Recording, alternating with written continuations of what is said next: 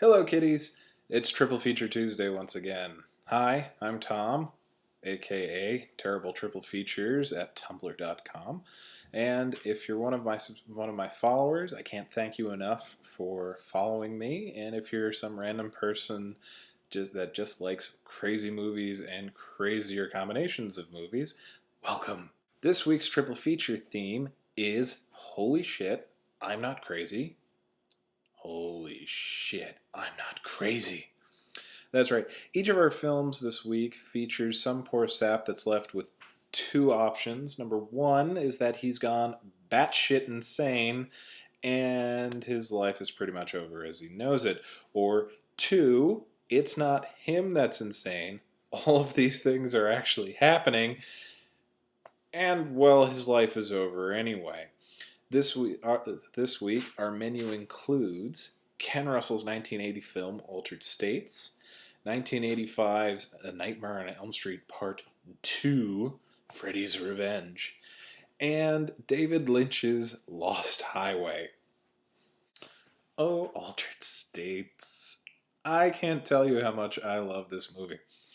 It is the touching tale of university researcher Eddie Jessup, played by William Hurt in his first film role, is a university researcher who's trying to find the one unifying truth to the universe. And I'm not going to ruin it for you, but there isn't one.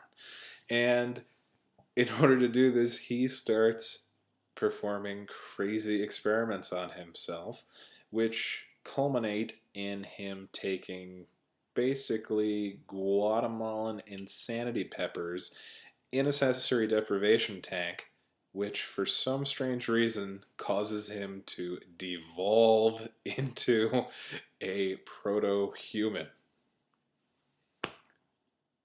Yeah.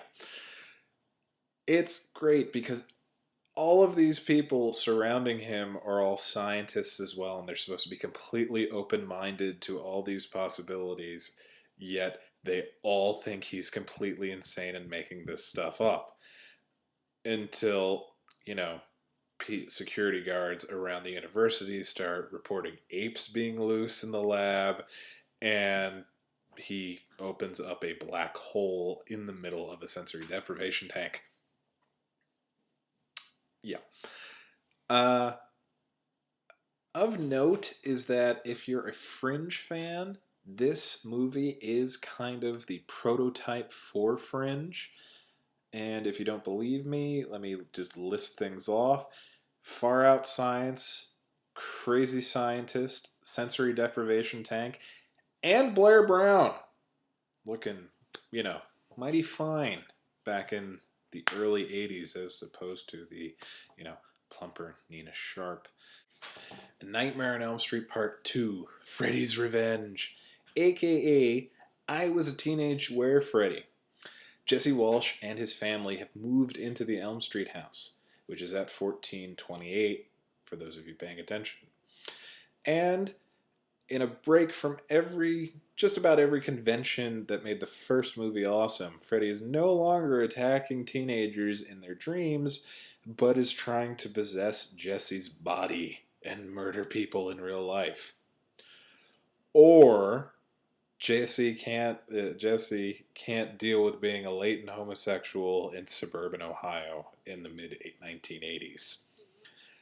And what's really a lot of fun here is that even though Jesse is clearly a homosexual, nobody suggests that this might be the cause of his problems. His parents think he's on drugs. His girlfriend thinks he's some sort of psychic antenna for, anything crazy that might be floating around in the house.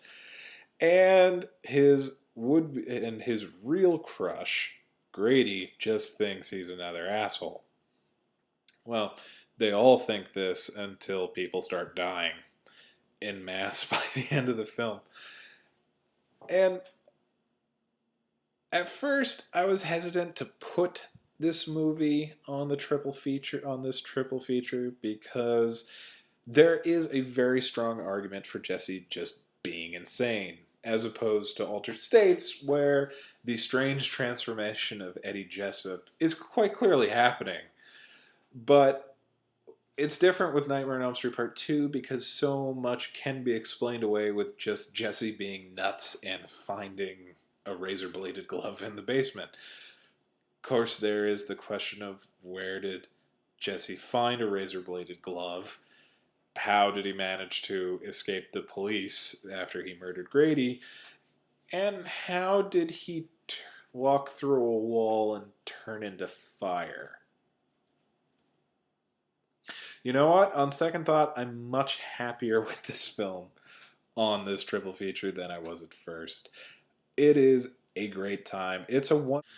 Uh, at this point, I think we should all take a moment and thank whatever higher power we believe in that we don't live in any sort of world designed or imagined by David Lynch, because God, nothing good ever happens to any of these people in these films. Which is probably why I keep watching them. Anyway, Lost Highway. Fred, played by Bill Pullman, not Bill Paxton, is a saxophonist in LA who's basically living the dream. Somehow, he's managing to make boatloads of money playing a musical instrument, and he's married to Patricia Arquette, which is always wonderful. Just ask Nicolas Cage. And everything's going swimmingly until he starts to suspect that Patricia Arquette is cheating on him.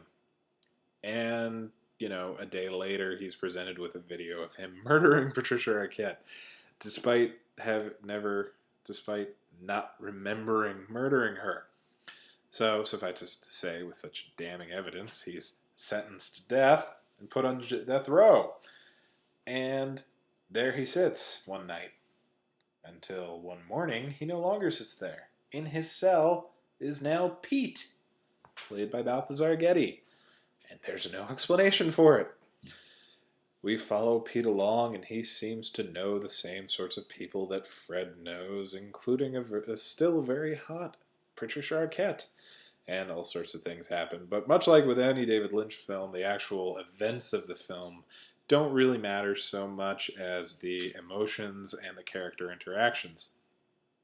So the audience is left to wonder, has Fred, under the stress of his wife being murdered, whether or not by his hands, and his impending death, has created a psychogenic fugue state in which he's invented all sorts of different characters for him to interact with and a new life in which he doesn't remember his old life? Or has he actually physically transformed into a completely different human being? Now, you or I would say he's gone bug nuts. But no, David Lynch says he actually does transform halfway through the film. And nobody has any explanation for the how or why, or how the film starts with the end and the end ends at the beginning. Yeah, it's hard to explain David Lynch, but it's always a good time to watch David Lynch, unless it's Eraserhead.